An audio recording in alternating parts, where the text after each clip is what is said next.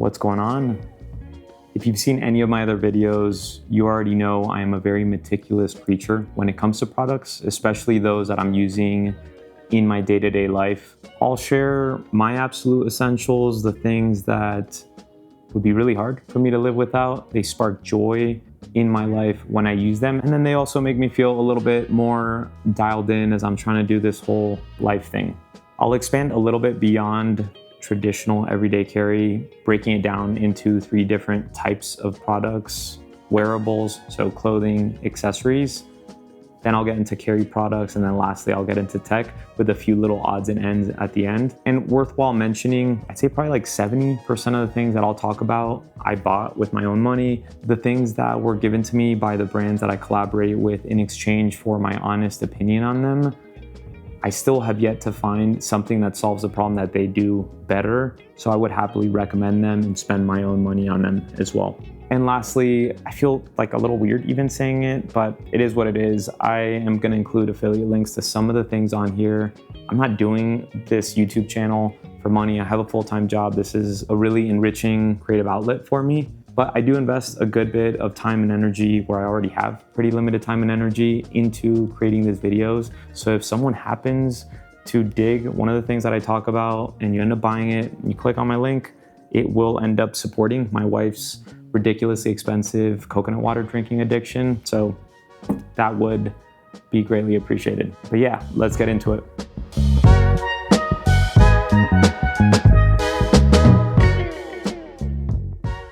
Starting off with the wearables, and this is my first time doing this. I figure I'd do a summer one and like a winter one. So this is the section where I'll highlight some of the things that keep me a little bit more sane in the hot weather, because I don't thrive in it.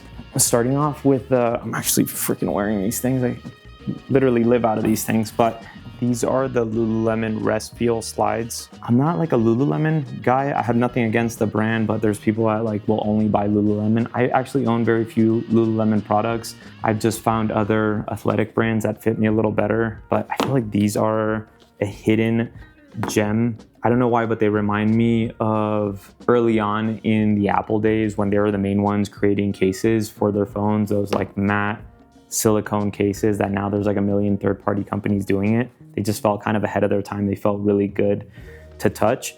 It has a little bit of that texture, but with like a nice kind of gushy foam padding in them. I feel a little bit less like a bum wearing something like this than like Nike or Adidas slides. But genuinely, they're just crazy, crazy comfortable. I know that's a very subjective thing, but I cannot tell you how many people have asked me like, hey, what are those? I'm just like, just shut up and put them on, and like 38% of the time they end up buying them. My wife has a pair in the summertime. We pretty much live out of these things, and whenever I'm traveling somewhere, especially when the weather is warmer, like I don't even hesitate about putting those in my suitcase. Next are t-shirts. I am a cotton guy. I know a lot of people live and swear by merino wool. I appreciate the properties that they come with, but for me, there's just like nothing more comfortable and breathable than just a 100% cotton t-shirt. I've gone through so many different kinds of t-shirts, but what I'm wearing right here, this is the Madewell all day t-shirt. Kind of surprised by Madewell, to be honest. I always associated them with being a women's brand.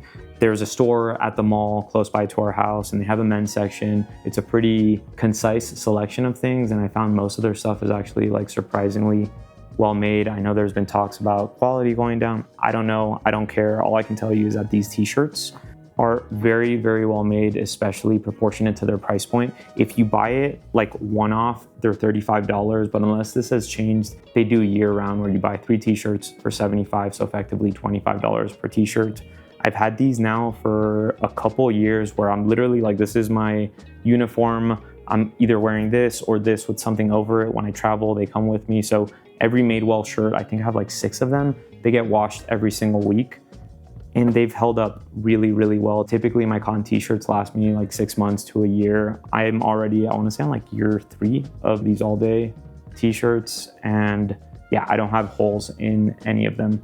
And you will notice like they're not super form-fitting. I was a guy that used to wear like very form-fitting slim t-shirts, and I don't know what happened, but like mid-30s kicked in a few years ago, and I've just been on like comfort is really everything. So now I like them a little looser, a little baggier. I should be a medium in t-shirts, but I get them in large just because like I just feel that kind of baggy feel, but they breathe great and they're super comfortable. The last like piece of my summertime uniform are these Fjallraven Keb shorts. Now Fjallraven, for anyone that I guess is a little less in the know, the broader market knows them for their like little square Konkin backpacks that every single middle schooler has. This is a brand that's been around since the 50s out of Sweden that makes really badass like heritage outerwear. I literally have like 3 pairs of their pants. The first ones I got were like 10 years ago. They're Vita Pros. They make clothing that is indestructible, it is timeless, and then they're using a combination of natural materials with synthetic that give you that natural material feel, which I really like. These shorts in particular, I pretty much wear them like 5 days a week in the summertime. Every time I go hiking, camping, anything other than playing a specific sport where I'm wearing like athletic shorts, these are my go-to. It's a combination of the comfort factor, the functionality. Like I've never identified with the whole cargo short thing, but every day I'm evolving more and more into a dad that just has given up on life and I'm just going full on functionality. But with these, they are technically cargo shorts, but they have a more slim tapered fit, but you get the functionality of the cargo shorts where you get a zippered one here. So this is like where my phone goes, especially if I'm like riding bike or anything where I want it secure. And then you have a loose pocket on this side. They're made with a combination of like a stretchy material, probably nylon, and then this is their G1000, their in-house fabric that they developed like 50 years ago. It's a combination of cotton, polyester, and then you can wax it and it gives you a little like windproofness, weather resistance, all of that good stuff. But I think it also gives them a lot of personality, the contrast of the technical material with this. Now these shorts are $135, like they're expensive for sure. For shorts, I remember when I first got them 3 years ago, I want to say. I was like, man, that's a lot of money for shorts, but I have used them so much and they're still in phenomenal shape. So really love these. I actually literally have the trouser version as well. I like them that much. Since I'm here, as far as belts go, unless I'm going to a wedding, like this is the belt I use on any shorts or pants. These are Arcade. They're typically around like 30 bucks. But what I like about them is that beyond the fact that they have like some cool designs, even though you don't really see them unless your shirt's tucked in, they have stretch, which I love because typically you put on a belt and then as the day progresses, it starts loosening your waist. This keeps my waist happy all day long. I also love that they have like a strap keeper. So any excess strap, you have it there. And then just lastly, one of my favorite things about it is this is the slim version of their adventure belt, I want to say, but the buckle is so slim. It's like it's barely there. One thing I hate with belts is like you're sitting down or driving or whatever it is and you just feel it kind of protruding into your like belly button area, whatever you call that. Anyways, I'm a weirdo when it comes to tactile experiences, and yeah, this keeps me super happy. So that's it with clothing, a few little accessories. I guess like I'll do this guy right here. You're gonna make fun of me, but this is the Jisoo Life. It's a neck fan. It's a freaking neck fan. I am talking about a neck fan on YouTube. We went to Disney like a month and a half ago, 2 months ago, to celebrate our daughter's birthday. And my wife had bought this thing. I'm like, my wife buys some things that just don't end up getting used. And I thought this was automatically gonna be one of those things. She bought it for herself, and let's just say, I do not do well in the heat whatsoever. Like I live in Utah. I lived in Miami for 20 years, and that's one of the big reasons why I left Miami. And this neck fan is a freaking godsend. There are like 5 different settings. It's bladeless. You charge it with a USB-C cable. I had it like in the highest setting in Disney, and I want to say for like 5 hours, just like 5-6 hours before the battery died. And then I just used like my little mobile battery bank to recharge it. But this thing just makes a huge difference. It's crazy to think that the rest of your body can be baking, but if you get a little like AC action going on up here, how much it contributes to your overall comfort. Let me just put it on so you can see it. And like the other thing is, yeah, like it's a little Like, but it looks kind of like just a pair of headphones, right? Either way, I really don't care. Anyone can judge me. I'm judging them back because they don't have a Jisoo Life on and they're sweating their face off. So all for it. As far as accessories go, sunglasses, obviously it's a very personal thing, how they might look on your face. These I've had for, I want to say close to 4 years. They're Rain. These are the Remy in the honey color, I want to say. They're polarized. I just really like how they fit my face. I feel like they're just really versatile. I've worn these to weddings and I've also worn these in my day-to-day life. My ears are kind of sensitive to just like the weight of stuff, like over-the-ear headphones, things like that. These are really the only sunglasses I found that I can wear all day long, and it's a combination of the fact that they're lightweight, just how they fit my ears, but they're incredibly comfortable. I don't store these in a specific case. I'm just careful. I have a dedicated place for them in my sling, in my backpack, etc. But I still have no scratches on the lenses. They're in great shape, and I want to say they're intelligently priced. You can still get much cheaper sunglasses. These are $170 brand new, but pretty much year round, you can get 20% off on their website if you just opt into their email or SMS program. But they also do like 40% off. So, like I got these 40% off, so they were around $100. And for how much I've used these, and the fact that they're slim, compact, for travel, they're really great. Yeah, I think good quality, and if for whatever reason these got stolen, I wouldn't really hesitate. I'd just buy another pair. Maybe I'd switch it up color-wise, but I actually really like this color. The last thing I'll talk about with wearables are just watches. I'm a big watch guy. I literally don't recall the last day of my life that I didn't wear a watch. Life is too short to not wear a watch if you're into that sort of thing. But my daily driver is this guy. This is the Junghans Max Bill. Junghans is a German watchmaker. They've been making clocks out of the Black Forest in Germany since like the 1800s. And this very simplistic, minimal yet elegant design comes from the Bauhaus style. Bauhaus was a school in the 30s in Germany that had this whole philosophy prioritizing function over form for the products that they designed. And they achieved that by leaning into very simple, minimal designs. Although this wasn't like the original Bauhaus watch, this is definitely one of the OGs. Part of the history is what I really like about the watch. There are other Bauhaus style watches out there. Nomos is a more commercially known one. They didn't come out till the 90s. I think part of it is just this is a brand that does virtually no advertising whatsoever. And Nomos, they make beautiful watches. This is a more traditional take on Bauhaus. Nomos is a more modern take. Build quality is also a little nicer on the Nomos for sure. They have their own in-house movements. But Nomos watches, like the one that I really liked that was closest to the max bill for me, is their Metro Date, which is like $4,000. This is $900. If you like this style of watch, but you want something a little bit more accessibly priced, there's Sternglass or Junkers, both also German-made watches. And the beauty of it is that it's elegant enough that you can wear it to something really nice without it feeling pretentious, but it's also simple enough and casual enough that you can wear it in your everyday life, which is why I use it as a daily driver. The defining aesthetic of this watch is that if you look at it from the side, it has this sapphire crystal that's domed, and then the actual watch face is recessed in. So it not only creates a really cool like visual effect, but it also helps with the legibility of the numbers, which I really like. But really the main reason why I also wear it every day is because it's so comfortable. It feels like it's almost there. This is a Perlon strap, which is a braided nylon. Got this from Crown and Buckle for like 20 bucks. The watch came with a leather strap, and I think it also makes it a lot more comfortable and more casual and versatile for different scenarios. But yeah, I know watch is a very personal thing, but I absolutely adore this watch. And then lastly, if I'm doing something that's like a little bit more active or involves water, sweating, whatever it is, like this is my go-to, just the G-Shock 5600.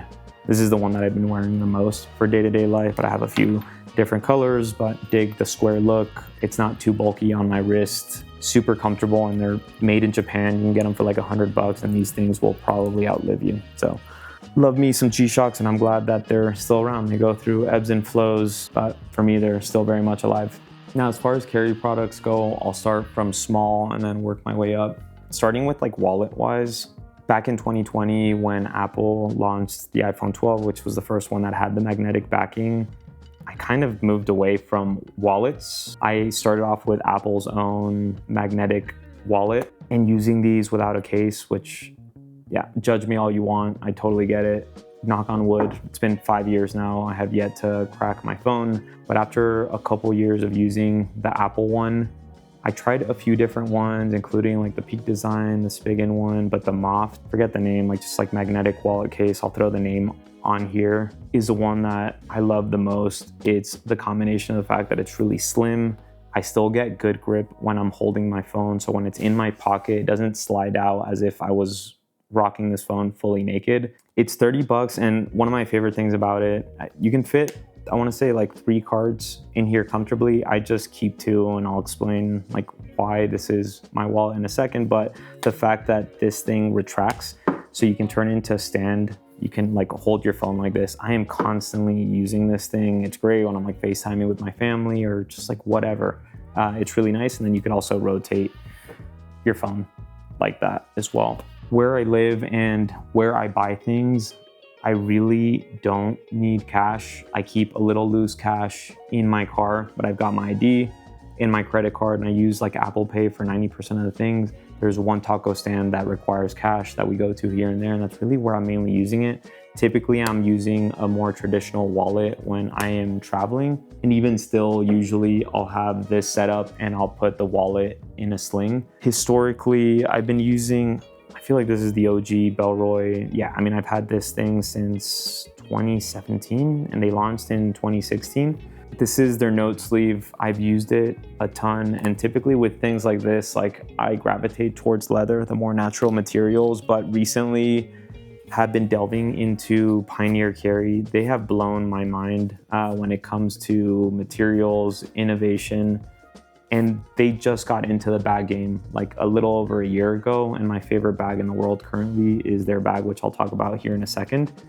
But they started off as a wallet company. So this is what they've been doing since the beginning. And one of the things that they're known for is just developing these crazy materials. Like this one, I wanna say this was their original fabric that they came up with, which is called 10XD. It's made from a combination of ultra high molecular polyethylene, which is in the same construction family as materials like Dyneema or Ultra that are known for being incredibly strong when it comes to tear strength, abrasion resistance. They're like 10 to 15 times as strong as steel per gram. But if you feel Dyneema or Ultra, they feel like super technical. There's like a stiffness to them. I have mixed feelings, to be honest, about how they feel. This is made out of 20% that family of materials and then 80% a high tenacity nylon. And as someone that really gravitates towards natural materials, especially for things like this, it's hard to describe because yes, it is very much a synthetic fabric, but it has such a nice, luxurious, natural hand feel. So there's like a big novelty factor to this. I really just like, I could hold on to this and just play around with it all day, which I really like. And from what I've gathered about this fabric, similar to leather, the more you use it, the softer it gets. One of the reasons why they use something like this, where they heat weld it, is they can achieve dimensions thinner than you could with something like leather. Now, it's not like I would use something like this because I'm trying to save whatever gram of weight or molecule of space, but I really dig the look, and this forest green is super, super nice. So I'm excited to continue using this and take it on future travels. Now, key holders. I have been using Bellroy's key holder, this guy, since they came out with it. This is the version 1. I want to say I got it in 2017 because I've had it on my motorcycle, and I got my motorcycle in 60. I've had it for 8 years, and this is a key holder that like literally has gotten rained on, heat, like everything, because it's on my motorcycle, and it's fantastic. It's, you know, definitely a little beat up. This is the version 3. They've made some good improvements. First of all, the leather from version 1, as you can see, this is what's attached to your key ring. The leather is like pretty worn out, and now it's actually a little metal D-ring that's attached to what feels like a thicker piece of leather. And then secondly, the way that the keys go in, you have to pull this out a little bit. You can fit, I wanna say, up to 4 keys on this guy. There's an elastic cord there. My elastic cord on the original one, I wanna say at like the 5-year mark, it started getting looser. It still works fine. I don't plan on getting rid of it for the motorcycle, but it feels like a stronger piece of elastic. The one thing that I have mixed feelings on the newer version is you can see on the previous version, it's just slimmer overall. And yes, part of it is like I've had this for a while and it's leather, but it's also the magnet on this one goes all the way down to the bottom. So you can see like it closes shut, whereas this one doesn't. So it makes it a little bulkier, but I also understand completely why they did it. With this one, it's a little bit like harder to just like get your thumb to open it, right? I've gotten used to it, so I still think I prefer the slimness of this. But with this one, because you just have like a better place for your thumb, it's a lot easier to open and close it. All in all, big improvement. I've been using the Orbit key holder for my car for about a year now.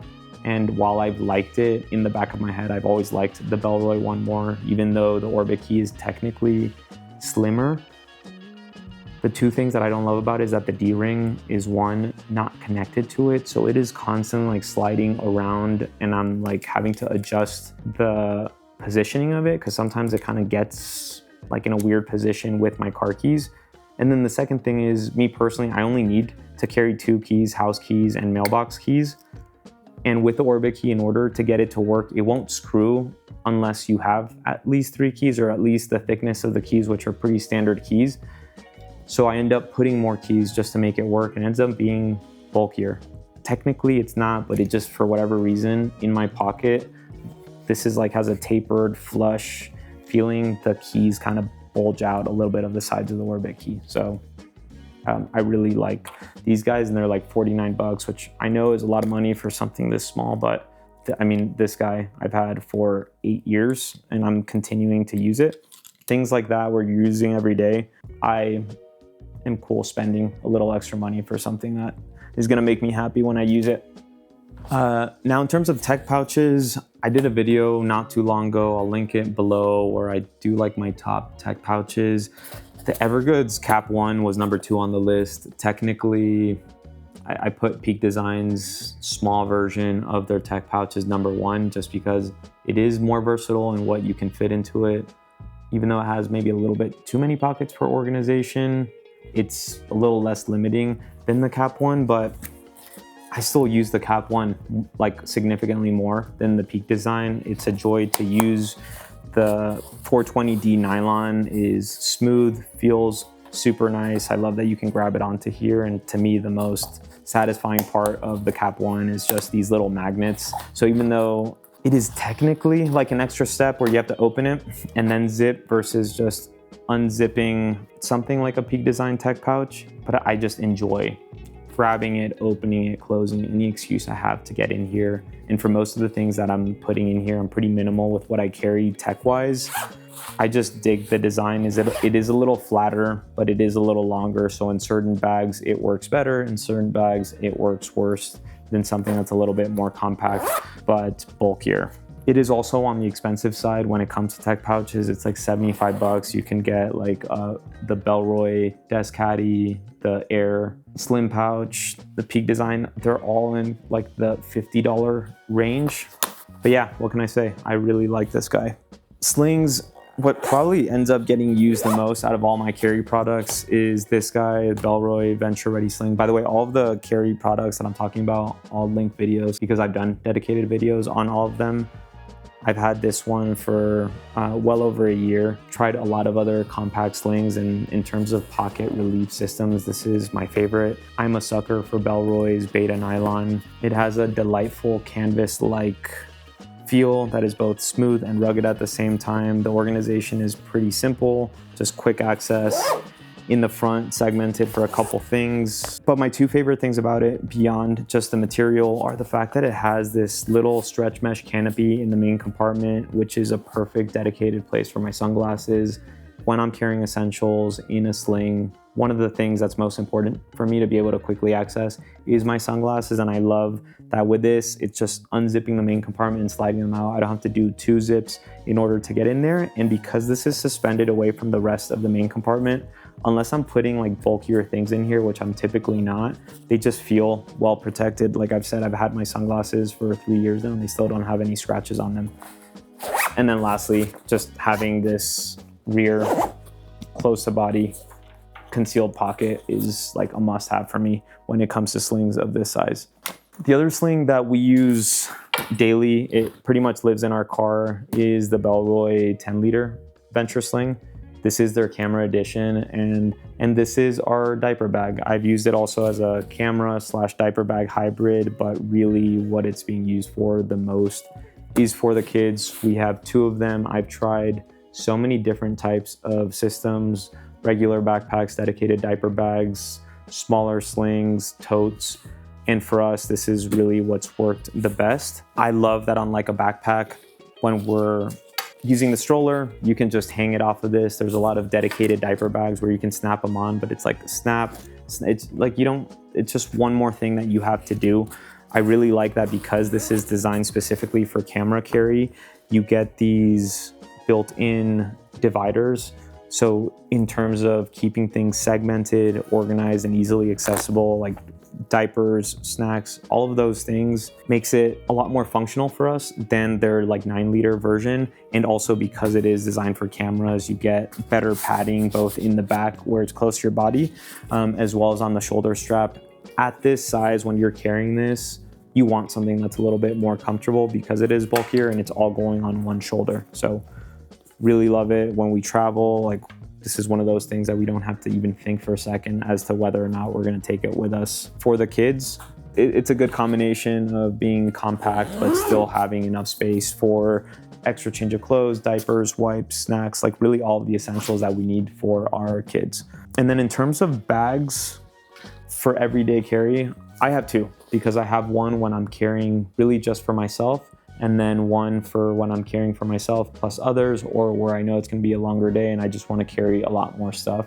When I'm carrying for primarily myself, I've been really loving Air's City Pack 2. This is the Ultra version. I do a video where I compare it to the City Pack Pro 2, which is the more popular one of the 2, and why I actually prefer this one for an everyday carry bag because of what I carry in it, and I don't need the additional space of the City Pack Pro 2. But beyond the size difference, the organization on this one, I prefer. Actually, you get this whole front admin panel, you get a lot more pockets and just a deeper space where you can fit bulkier things, whereas on the City Pack Pro 2, you just have like a more limiting space here in the front. And also, man, this bag, zippers, like this dedicated laptop / main compartment zipper is tied with the second highest score for Pilgrim Churn Butter zipper smoothness rating I've given. Like this zipper is insanely smooth. So I love accessing the bag. Also, the front compartment zipper is incredibly smooth despite it being a PU-coated zipper, which are typically a little bit on the stiffer side. And then the last thing, and one of the reasons why I love Air and why so many people love Air, is just because of how freaking comfortable this backpack is. And also bang for your buck. Like this is the Ultra version, which is $200, but you can get their Cordura version for $149. That, for me, bang for your buck EDC bags within this size range, and the build quality that you get, the feature set, the comfort, standability, all of that is like super hard to beat. And then lastly, of the carry products, at the moment, my favorite bag, period, without a doubt, is the Pioneer Carry Panda Pack. This is the second version of it that came out a few months ago. It's not cheap. It's $395. Definitely not the bag that I would recommend for someone seeking the most bang for their buck, as you can get something really well made in the $200 price range, like an Air City Pack Pro 2, which is more similar in size to this. I talk about it in more detail in my video. You can't really compare a bag like this to an Air. I know inevitably people will, but at least for me, the emotions that this bag invokes, the design, their in-house materials, the Mandarin 840D ballistic nylon. This is a bag that balances luxury and rugged in such a delightful way.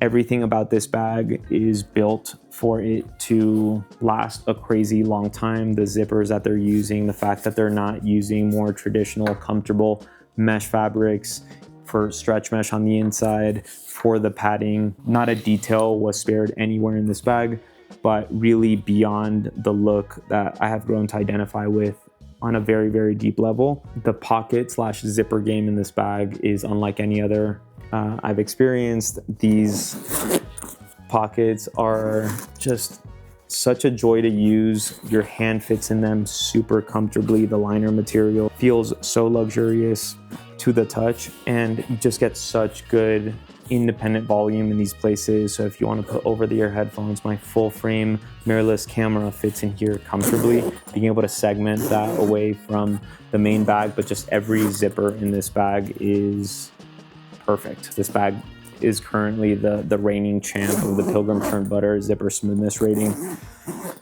Very little to dislike about this bag other than the fact that it's not as comfortable as something like an Air or an Able Carry. Understandably, few bags are. The straps are a little bit on the stiffer side, but as someone that values comfort a crazy amount, it is by no means a deal breaker, but probably the only area of the bag where I could see there being like an improvement that would merit me thinking about like, I don't even want to think about replacing this thing. I'm gonna have this for ever and ever. Then when it comes to tech, there's two different like mobile charging solutions. I have the Anker 621 MagGo, I want to say. I should probably replace this one. I've had it for like 4 years. The battery degradation is becoming a little bit more tangible, but this is what lives in my sling. I love that it's super slim, lightweight. It's 5,000 milliamps, so it's not gonna like charge a ton, but I see it as my, like, in case shit happens and I need a charger. It is practical that you can just put it on your phone, just put it on the back, and you can keep using your phone without having to like have something connected to it. I have found, however, that the phone does get hot when you're using it, and also it just charges pretty slow, so that's why it's like my backup. But I also really like that here in the back you have a little sleeve, so if you want, you know, you might be like on like wherever you are, but while your phone's charging, you could place it and the phone is standing, whether you're watching something or whatever it might be. But the one that I've been using the most is the Anker Nano something. It is definitely bulkier.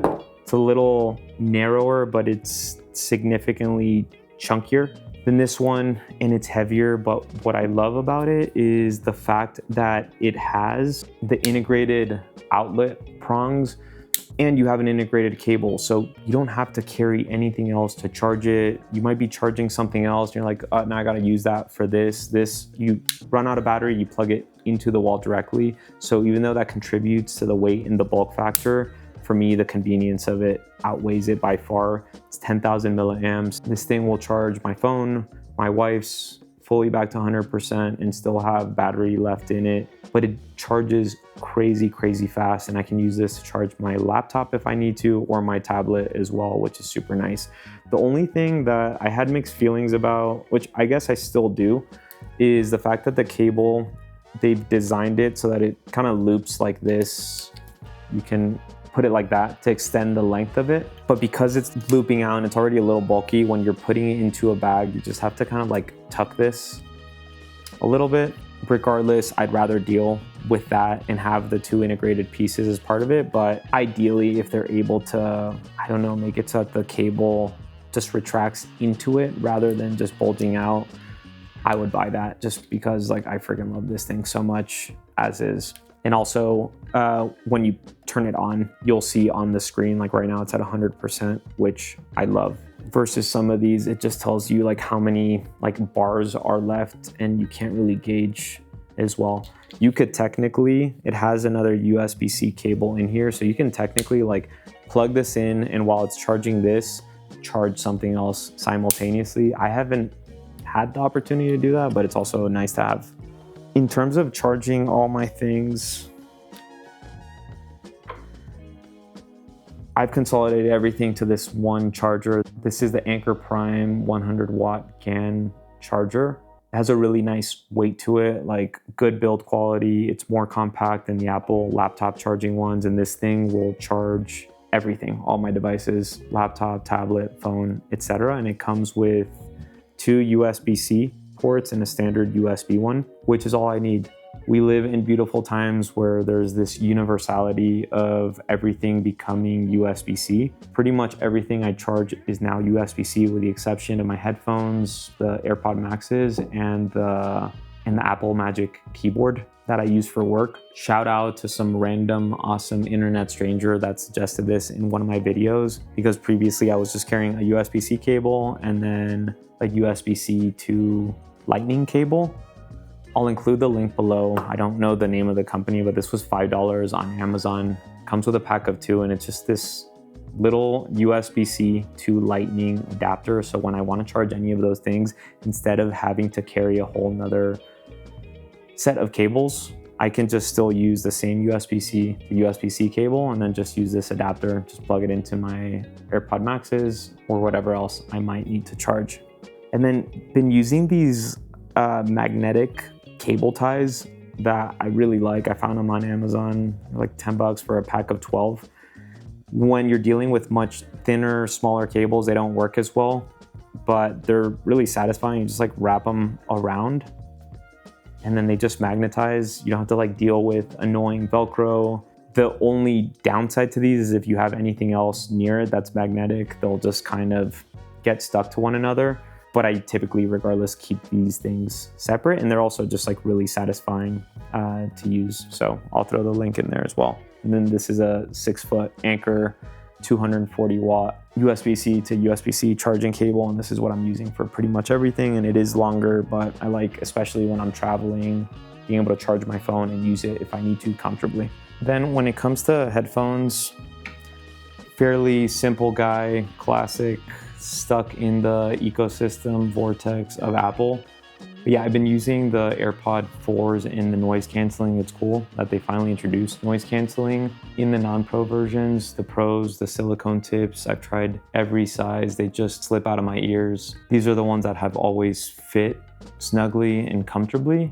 And finally getting them with noise canceling, they're not going to work as effectively as the pros because they're not fully sealed, but they're still incredibly effective. And it's nice that you finally now get USB-C charging on these.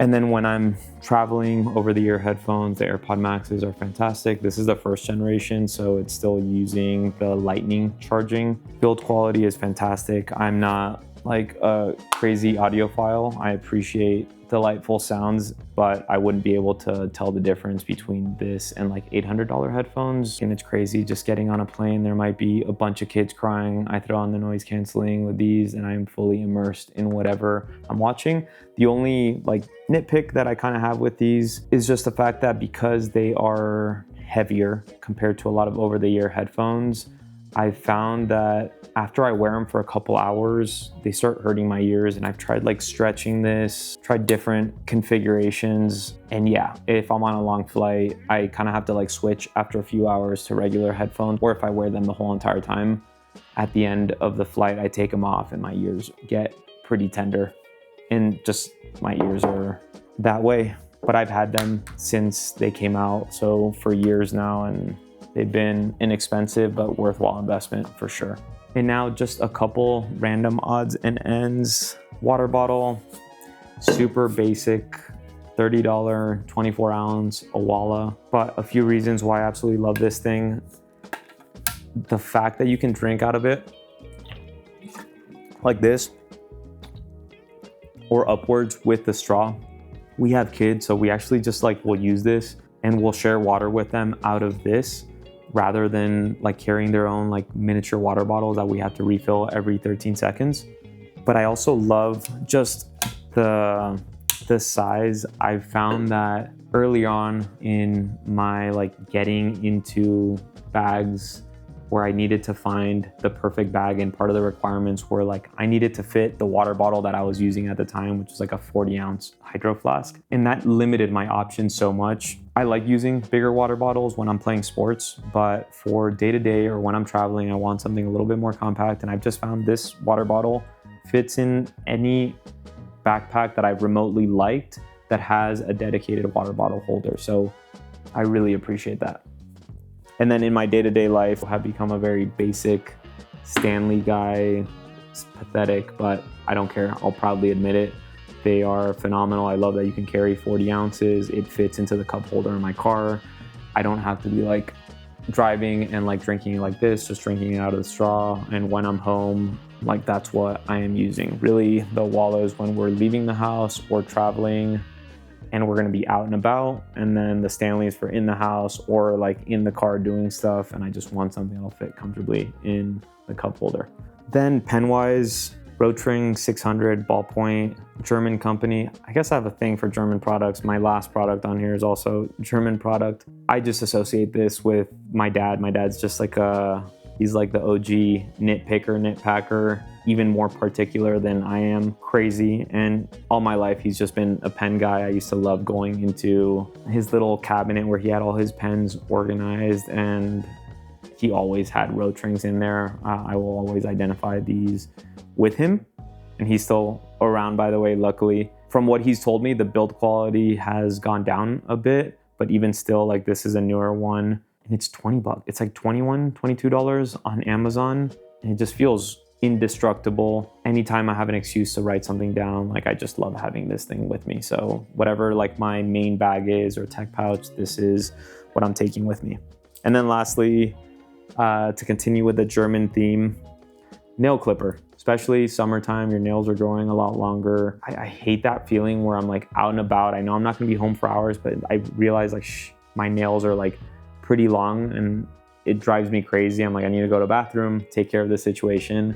So I'll carry a pair of nail clippers with like my sling with me. And all my life, I've just always bought, you know, whatever nail clipper they had at CVS, like whatever like $3, $4 one. And then one day I was like, lost mine, needed to order a new one, went on Amazon, and I'm like, ooh, $13 for a nail clipper. That seems like a lot for a nail clipper, but had phenomenal reviews. The brand is called Mr. Green, and this thing just feels so well made.